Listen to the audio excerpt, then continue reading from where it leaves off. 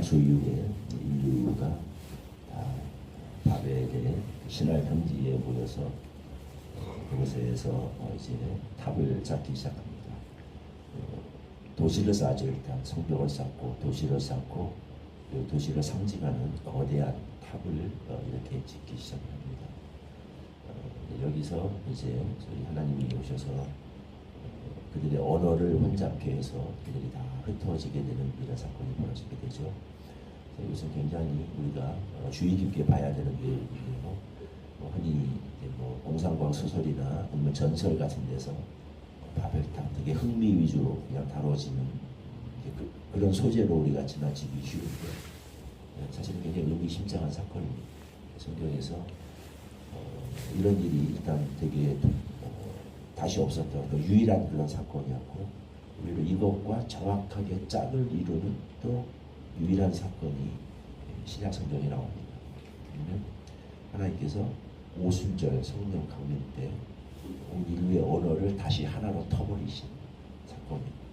그때는 언어의 장벽을 허무신 사건이죠. 오순절 성령 강림이 굉장히 중요한 사건이죠. 성령의 강림으로 말미암아 하나님께서 모든 언어의 장벽을 털어버리셔서 하나가 되게 하신, 모든 장벽이 그 앞에 무너지고 하나님의 때에 성령의 역사를 위해서 언어적 장벽까지도 다 무너뜨려 버려서 이들이 한 몸 된 주에 각 나라 각 지역에서 온 사람들이, 말도 안 통하는 사람들이 그날 주의 그리스도 안에서 한 몸이 된 교회를 만들어내게 하신 엄청난 그 기적적인 사건이었다면, 오늘 사건은 그와 정대척점에 있는 반대되는 사건입니다.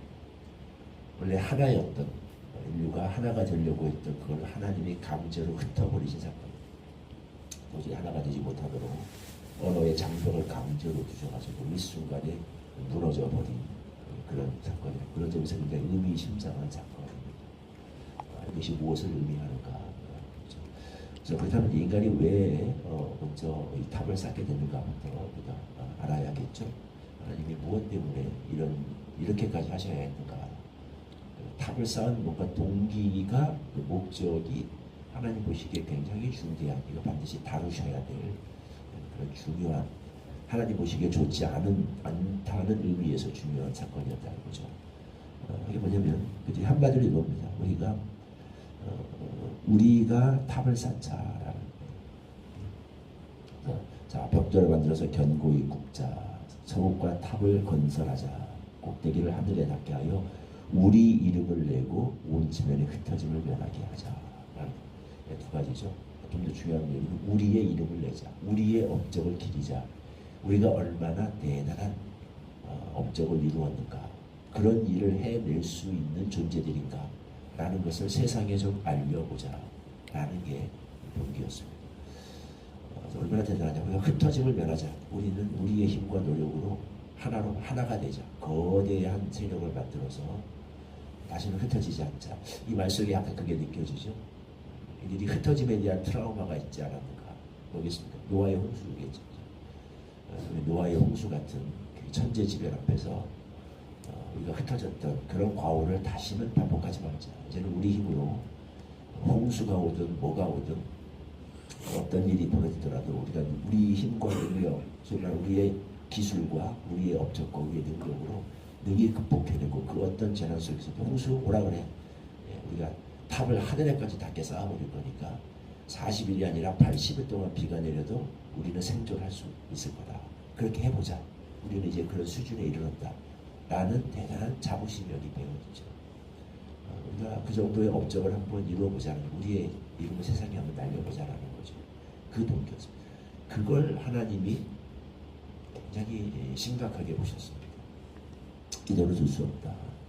이후로는 그 하고자 하는 일을 하고서 도저히 이들이 그 마음속에 있는 이 욕구, 카인 때부터 시작됐거든요. 카인의 후예들의 특징이 그거였어요. 우리 이름을 좀 내보자. 우리 이름으로 성을 쌓고 이 성에다 내 이름, 아니면 내 자식의 이름을 남겨서 얼마나 우리가 거대한 성을 쌓았는지, 얼마나 거대한 세력을 구축했는지, 자손 대대에 길이 남을 업적을 한번 남겨보자. 이 욕구를 하나님도 어떻게 할 수가 없는 거죠. 타고난 저 욕구, 이름을 떨쳐보겠다는 저 욕구, 강렬한 욕구, 하나님도 이거는 라면 섭도를 가지고 난 적이 없고 하나님도 어떻게 막을 수가 없다. 지금 손을 보셔야겠다. 지금 손을 보지 않으면 앞으로도 계속 이런 일이 있을 거다. 그래서 하신 일이 전대미문의 사건이었죠. 이들이 그렇게 살아가다 이제 40일 홍수가 아니라 80일 홍수가 나도 우리는 까딱없이 버텨는 그런 세력을 거대한 업적을 한번 이뤄보겠다는 것을 하루아침에 너무 허무하게 흩어졌습니다. 그러면 80을 비가 내릴 필요도 없었어요. 그냥 언어 하나 흩어버리니까. 그래서 오늘날 말하면 네트워크가 무너지게 하셨어요. 그들을 하나로 묶어주던 그 가장 강력한 무기, 이 네트워크거든요. 하나가 될 수 있게 만듭니다. 그걸 그 시스템을 붕괴시켜 버리니까 너무 하루아침에 허무하게 이들이 만든 그 모든 업적이 무산돼 버렸죠. 뿔뿔이 다 흩어져고 다 마비가 돼 버렸습니다. 테크놀로지, 기술, 그들이 자랑하던 거 다 버려서 말이 안 통하니까 하루아침에 무용지물이 되고 속수무책으로 무너져 내렸습니다. 그래서 하나님이 이거 다 흩어버리시고 그 다음에 여기서 이제 하느냐 이제 내일 다뤄야 될 말씀이 이후에 다뤄야 될 말씀이지만 하나님이 어디 가셨냐 이 뒤에 새로 시작하십니다. 이게 뭐냐면 아브라함 한 사람을 부르시고 무력한 그 어떤 세력 뭐 거대한 세력을 꿈도 꿀 수 없는 소망도 없는 75살 먹은 그냥 한 사람 인간의 그 어떤 업적 능력 내세울 것도 자랑할 수 없는 한 사람을 하나님이 따로 불러서 정말 겨자씨 같은 그런 사람을 통해서 하나님이 새롭게 나라와 민족을 이루시겠다. 이게 하나님의 계획이셨습니다. 정말 그거는 하나님이 세우시는 나라고 하나님을 의지할 수밖에 없는 공동체고 그걸 고백할 수밖에 없고 그걸 내세울 수밖에 없는 인간적으로 그 어떤 자랑, 업적, 위엄, 새 이름 누구도 자랑할 수 없게 만드는 그런 무엇을 세우시겠다. 그게 이스라엘의 역사고 교회의 역사가 됐습니다. 마찬가지로 교회는 그래야 된다는 거죠. 교회는 하나님이 아브라함을 세우신 것처럼 그 원칙 위에 세워지는 건데 문제는 세상은 그래서 오늘도 마찬가지로 세상을 다치는데 교회가 자꾸 이 바벨탑 사건을 쌓았던 그 사람들의 본성과 어떤 그 사고 방식을 자꾸 교회도 받아들이려고 하는 것이 문제인 거죠. 우리 인류는 벌써 한번 이걸 경험했습니다. 최근에 비슷한 걸. 전 세계가 하나 글로벌 시대라고 온 세계를 하나로 묶는 글로벌 시대가 만들어냈죠. 인터넷이라고 하는 걸 통해서 온 세상을 하나로 묶었고 온라인으로 여기 앉아서 저쪽에 앉은 사람과 대화가 가능하게 했고 이것 통해서 전 세계 하나서 이 글로벌이라고 하는 새로운 신조어를 만들어내서 정말 대단한 업적을 만든 것처럼 보였는데 그걸 사실은 교회도 어느 정도 받아들여서 엄청난 초대교회도 이루지 못했던 엄청난 메가처치 소위 대형 교회들이 막 생겨나고 어마어마한 업적들이 일어나죠. 우리가 한 제법 됐네요. 기억은 아직도 생생한데요. 5년 됐죠. 코로나라고 하는 질병은 뭐 암 빼고는 거의 다 정복했고 이제 암도 조금 있으면 뭐 언젠가 하겠지라고 자신만만하던 교회가 암도 아니고 에이즈도 아니고 그냥 바이러스 하나 감기 바이러스 하나가 변형되니까 코로나라고 하는 그 하나 앞에서 다 속수무책이 됐어요. 전 세상의 모든 네트워크가 하루아침에 다 붕괴됐고 다 무너졌고 보이지는 못했죠. 제가 그때 자료를 찾아보니까 미국에 그때 어떤 한 분이 올렸던 페이스북에 올렸던 글이 지금 남아있더라고요. 그때 그 절망적인 상황 수십만 명이 죽어나갔고 60일째 자택근무 출근을 못했어요. 미칠 것 같다라고 그때 지금 우리가 까마득하게 들리는데 그때 그랬습니다. 60일째 집합을 못 나갔어요. 미국에서 선진국 최고 슈퍼 강대국이라고 했던 미국에서 60일째 그 직장에 출근을 못하고 자택근무를 해야 되는 그 절망적인 상황 앞에서 그 부르짖었던 그 기록이 그러니까 글들을 그때 캡처하고 저장해놨던 것들이 지금 남아있는데 하루아침에 보겠습니다. 그 바벨탑 사건과 다르지 않죠. 하나님이 그 바이러스 하나만 변형시켜도 인류가 자랑하던 글로벌 네트워크 다 무너졌습니다. 10,000명, 20,000명, 10만 명 모인다는 교회 때 마찬가지였죠. 못 모였어요. 모일 수가 없었습니다.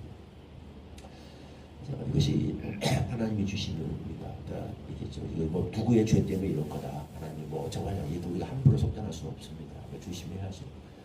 적어도 예수께서 너희가 날씨는 분간하면서 천기를 분간하지 못하는 것처럼 그 시대가 주는 어떤 교훈은 최소한 생각할 수 있어야지. 우리가 인간이 자라가던 것들이 얼마나 하나님이 한 번 흐트러 보시면 얼마나 허무하게 무너질 수 있던가. 교회도 마찬가지입니다. 그래서 교회가 혹시라도 그 자랑을 이 세상의 세력을 키우는 그런 시스템에 기반해서 또 그런 것들도 교회도 그런 것을 혹시라도 자랑하고 의지하고 그것으로 이름과 업적을 낼 수 있다고 생각한다면 언제든지 하나님의 마음만 보시면 한순간에 무너질 수 있습니다. 그래서 우리 한국교회 우리가 함부로 속단할 수 없고 또 그렇게 되지 않으리라고 앞으로도 좋은 새로운 부흥을 맛보리라고 우리는 여전히 믿고 도전합니다만 적어도 지표적으로 그렇죠. 그리고 한 세대 전반에도 여러 차례 이야기했지만 우리 세대에 한국 복음화는 경한일이고 전 세상이 복음화될 거라고 우리는 믿었습니다. 이 디모데 숫자 계산법 내가 한 명 전도하면 그 사람에게 다음에 또 한 명 가르치고 그 사람이 또 충성된 자에게 가르치고 이렇게 2의 몇 승으로 곱하고 하면 30년 40년이면 전 인류 땅끝까지 복음 전파 가능하다고 그렇게 될 줄 믿었어요. 그리고 그 주인공은 한국교회가 될 거예요. 나가면 전도가 됐어요. 불과 한 세대 가운데서 우리가 한국교회 주일학교가 사라져간다. 청년이 사라져간다. 위기다. 다음 세대를 위해서 목숨을 걸어야 된다. 한 세대만에 이런 일이 찾아올 수 있죠. 물론 다시 말하면 하나님이 마음을 먹으시면 다시 한 세대만에 회복과 부흥 가능하다고 우리 믿습니다. 믿어야죠. 그러나 얼마나 우리는 겸손해야 될까? 겸손해야 될까?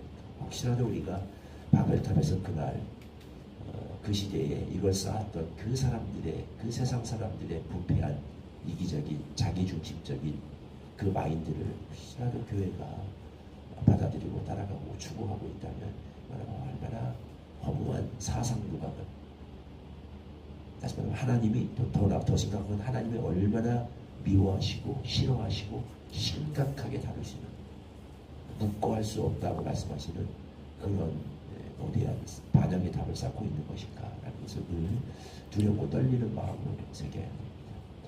하나님 세우신 교회는 이걸 다 무너뜨려 버리셨어요. 새로 시작하셨습니다. 아무 내세울 것도 없는 나 성 탑은 고사하고 성 하나 집 하나 지을 힘도 없어 보일 것 같은 한도인을 통해서 새로 시작하신 것 이게 하나님의 교회 이스라엘의 공동체의 기본 원칙이었다. 우리는 늘 기억해서 기억하며 살 수 있어야 하겠습니다. 그런 은혜를 주시기를 기도합니다. 6절과 7절 말씀 같이 한번 읽겠습니다. 시작. 여호와께서 이르시되 이 무리가 한족 속이요 언어도 하나이므로 이같이 시작하였으니 이후로는 그가 하고자 하는 일을 막을 수 없으리로다. 자 우리가 내려가서 거기서 그들의 언어를 혼잡하게 하여 그들이 서로 알아듣지 못하게 하자 하시고 하나님 얼마든지 자신의 힘과 노력으로 세상에 길이길이 보존될 위대한 업적을 남길 수 있었다고 믿었던 그들 40일 홍수가 아니라 80일 홍수가라도 내게 견뎌내며 살아남을 수 있는 그런 시설을 만들어낼 수 있다고 믿었던 그들 하나님이 어느 하나 흩어놓으시니 하루아침에 다 속수무책이 되었습니다. 하나님 앞에서 우리가 얼마나 겸손할 수밖에 없을까. 인간이 자라가는 그 세력, 노력, 기술, 시스템, 체계, 업적이라고 하는 것이 얼마나 허무한 것인가라는 것을 다시 한번 보고 깨닫습니다. 마음에 새기게 하여 주시옵소서. 보고서도 그 길을 따라가는 여전히 그 길을 추구하는 어리석고 완악한 자들이 되지 않게 하여 주시옵소서. 반면에 하나님이 흩으시면 이렇게 하루아침에 무너질 수 있지만 하나님이 모으시면 오순절 성령 강림 때처럼 그 모든 장벽이 일시에 무너지고 다시 하나님의 놀라운 교회가 생겨날 수 있습니다. 하나님이 시작하시면 소망 없는 노인 한 사람을 통해서도 새로운 역사가 시작될 수 있습니다. 이것이 철저한 우리의 순전한 온전한 믿음과 고백이 되게 하여 주옵소서. 교회가 세워지는 추구하는 원칙이 되게 하여 주옵소서. 예수님의 이름으로 기도합니다. 아멘. 425장